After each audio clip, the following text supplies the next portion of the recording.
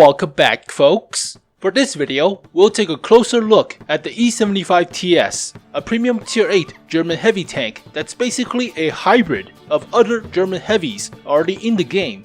It has a modified 105mm that's already on the Tiger II and the Luva. It has a cast turret with a similar shape design like the Luvas, and a slightly less armored E75's hull. So the playstyle of this vehicle is more or less the same as the Luva, and if you already have the Luva, that vehicle is very reliable as a crew trainer and as well as a credit maker because of the high penetration of the gun. So you don't need to spam gold shell with the 105 that's on the Luva, and similarly on this vehicle. But the visual design of this tank looks like a large Panzer IV Schmalturm with a Luva turret. It has additional plating on the side of the turret, but that's a big Luva turret. It's even bigger than the Luvas, I believe. It has the mesh side armor, similar to the Panzer IV Schmalturm, so this will help with the high explosive anti-tank shells. That is a big tailpipe. Looks like they combined the two separate tailpipes that's on the Panther chassis design into one. That's that's very toilet-esque, steampunk-ish. Alright. It has a MG34 for the commander with searchlights, and there are periscopes or rangefinders for the gunner and the loader, presumably. That looks like periscopes or rangefinders, alright. But it's more or less a Luva E75, if you will. It has a crew of 5, so it trains most of the German heavies pretty well, other than the mouse and the E100 because you need an additional loader for that, but still decent. It has a long barrel, L73 105mm. That is huge. It's a long gun, and I think it's longer than the Luvas. So this thing does show up with more alpha than the Luva, which is pretty good, but we'll go through all the stats soon enough. So here is the original stats on the Super Test server. They buffed the DPM, they nerfed the accuracy slightly, but they buffed the aim time, and that's most of the changes for this vehicle. It carries 42 rounds, so that's pretty healthy for a heavy tank with not as much alpha as the Mauer Breaker or the VK16801P or the VK7501K. But with this vehicle, we have 7 German heavy tanks at tier 8. 4 of those are premium, 3 normal tanks, each with their own playstyle, but this vehicle should be more or less the same as the Luva, so it will be different than the VK7501K and the Mauer Breaker, but it's no VK4502A. Well, it could be. This vehicle is more or less like a heavy medium tank. It hunts other mediums, not exactly a heavy, but we'll see with all the stats. So let's take a look at the gun. It's a 105 long barrel, very good penetration for tier 8 with standard shells of AP. It has APCR at 282, so not exactly as strong as a Luva's gun with like 300mm of pen, but still decent enough. Like some of the gold shells from tier 8 heavies have about 250mm of pen, and that is not sufficient. So very good gun with very good penetration, and the DPM is better than the Luvas. Accuracy is not as good as the Luva, but 0.34 is not bad. I mean, 0.37 is not bad for this gun in terms of accuracy and the penetration combo, but 0.34, that's pretty good. 2.4 seconds of aim time, that's faster than the Luva, so it's good. Not as good gun depression as the Luva, only 8 degrees all the way around, so okay, it's still fine. 8 degrees is not bad. It's not like 5 degrees on Russian tanks. And 15 elevation, it could be better, but more or less that's okay. That's average. Turret traverse, below average, so you might be circle strafed and turning the gun might take some time, but DPM is not bad for this type of gun. So about 1900 DPM is quite good in terms of penetration and the alpha. Alpha is better than the Luvas by 40. So it doesn't feel like the T-32 or the American heavy tanks with the 105s. So it feels a little bit more chunky in terms of firepower. But this vehicle has 1600 health, which is above average, 140 millimeters at the front for the hull front, 80 for the sides, and 80 for the rear. You do have a turret mounting larger turret ring for the side armor, so this might prevent some of the side scraping because they can just shoot into the bulge right here and pin, but it's less than Luva. Luva has 100 millimeters of side armor, so I'll take a look at all the stats, but where's the Luva? See? Luva has 100 millimeters of side armor, whereas this vehicle has only 80. It does get the mesh armor as the side skirts, so that does help with space armor profile, but it's a trade-off since it doesn't cover most of the side armor. If you side scrape, they can just shoot right here and that will pin. And 140 for the hull front. It's well sloped. It's well sloped better than the Tiger 2, so it's about 250 millimeters effective. I'll show you guys all the armor profile coming right up, but it's 230 for the turret front, and 120 for the turret sides, and 80 for the hull and turret rear. So here is the armor profile, and let's take a look. So frontally, without sloping or without angling the hull, the upper plate is, I thought it was 250. Oh, it's only 220? Well, 230-ish. Alright, my mistake. But you do get 250 at the top parts of the hull front, so don't aim at the top parts, but the middle parts are about 220 to 230. Lower plate is a lot better than the Luva. The Luva lower plate is about 150. This thing is about 240. So the lower plate is dramatically better than the Luvas, even though the upper plate is more or less the same, so give or take. Turret front is 250 or so. There should be a mantlet, but currently this armor inspector thing doesn't really show mantlet armor as well, so take it with a grain of salt, I guess. There does seem to be a googly eye weak spot. That's the rangefinders or the periscopes. Oh no! The googly eyes are acting as weak spot right now. It's showing up as weak spots. Holy crap, that's only 60 millimeters on the googly eyes. So if you do hit these parts, the boobs or the eyeballs on the turret front, it's very easy to pin. Ah no. The hull front or hull upper plate front is 40 millimeters. So you will overmatch if you're tall enough with a large caliber gun like a T-30 shooting into the hull front or hull roof. Alright, this googly eye, that's fun. It's only 60 millimeters, but if you side scrape with this vehicle, the mesh will cover up about half parts of the side armor, so you will expose the frontal parts of the side armor with 80 millimeters right here, and between the tracks, like right here.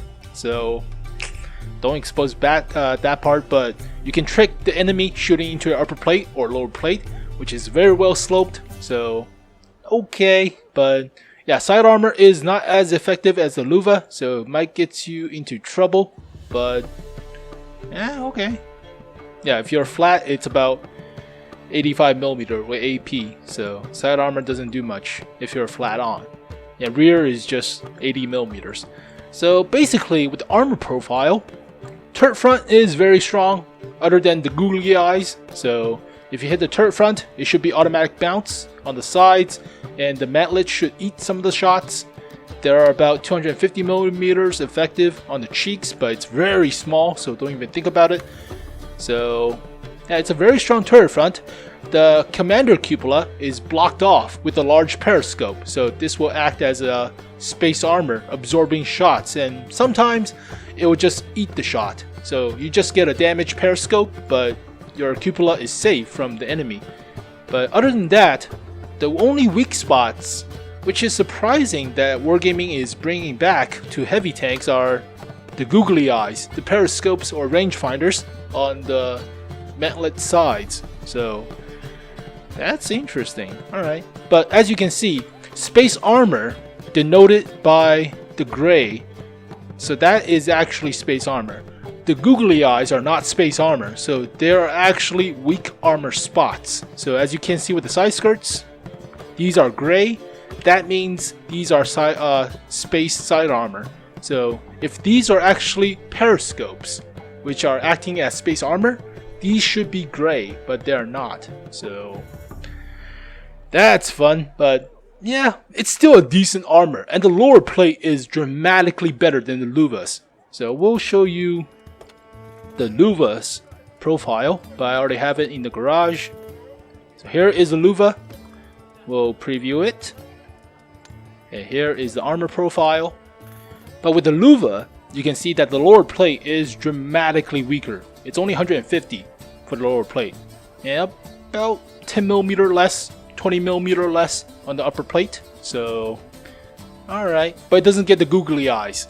So, okay. It does have a stronger side armor at 100mm. But if you oversize scrape, it still will pin. Okay, but yeah. The E75 TS should play dramatically similar to the Luva, but it weighs 90 tons. It's the same weight as the Luva. It weighs more than the VK7501K, so this thing could go ramming with 13.33 horsepower per ton ratio, even though the top speed is only 30. Reverse is 15, which is good. Has a 1,200 horsepower engine, so the Hirschpursch is pretty nice.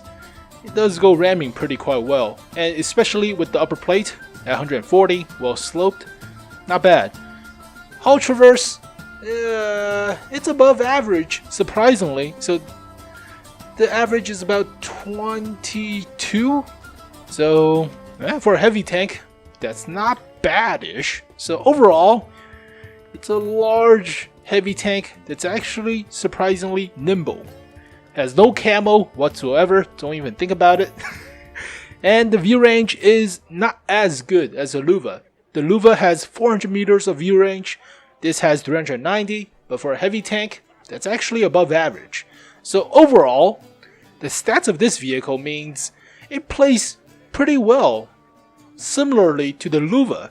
And the Luva is very reliable if you can get it hauled down, as well as proper angling, but this thing has better DPM and better alpha, so you will feel better of a punch against vehicles that are similar tiers or lower tiers. But here is the full comparison with other German heavy tanks. So, wow! I totally forget that the Mauerbreaker doesn't have 490 alpha. Oh, but yeah, this thing has 1,926 DPM, which is close to the highest DPM that's on the VK4502A, so not bad. Accuracy not as good as the Tiger 2 or the Luva, yeah, there it is, but still better than the VK7501K and the Mauerbreaker and the Mammut. So pen is not bad, but the gold shell is not as effective that's on the Luva, because on the Luva, this gold shell is 294, so it's only 280 something, 282, so 12mm less of pen for the gold shell, but you cannot annoy tier 10s as much with this vehicle as with the Luva, but it's still good enough. So armor wise, turret front is similar to the Mauerbreaker. It's not as good as the VK7501K, but this thing weighs more than the VK and has better horsepower per ton ratio. Same top speed, same reverse speed, better hull traverse. It's close to the VK and the Tiger 2, the VK45 and the Tiger 2 in terms of hull traverse, so that's good. And has no camo, so don't even think about it. Has less camo than the VK75, interesting, but has better view range, so that's good. Not as good as the Luva, but it's the same as the Tiger 2 and the 4502A. So overall, how would I rate this vehicle? Well, let's give you guys the actual terrain resistance. I forgot. So professional. But terrain resistance is actually above average. 0.96 for hard. It does not change from the original Super Test server stats. So 0.959 for hard, 1.151 for medium, and 2.205 for soft. This terrain resistance value is actually above average. So couple that with the horsepower per ton ratio, this thing could go ramming. And the dispersion shooting on movement is actually above average. So overall, it's not bad.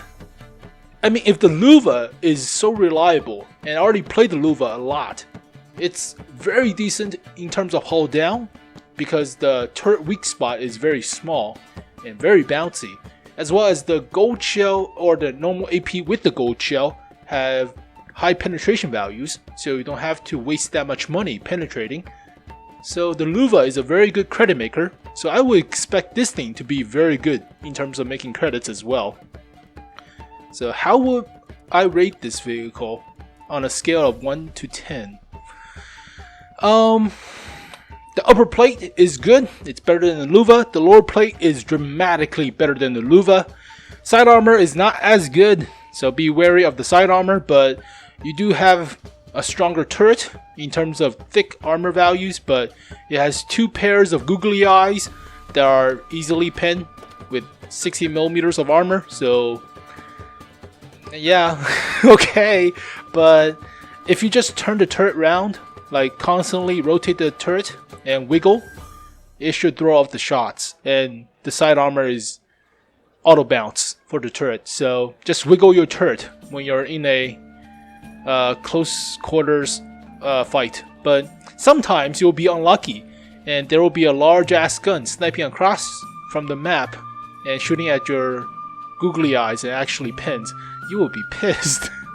Also, it would be funny if you get random RNG'd and the artillery shells lands on the googly eyes, but then again it could just land on the turret front or turret roof or the hull roof and they will pin, but still, okay.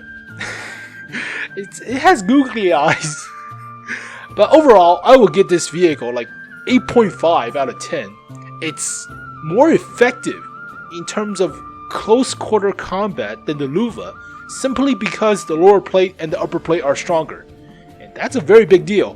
Also, this vehicle shifts better than the Luva.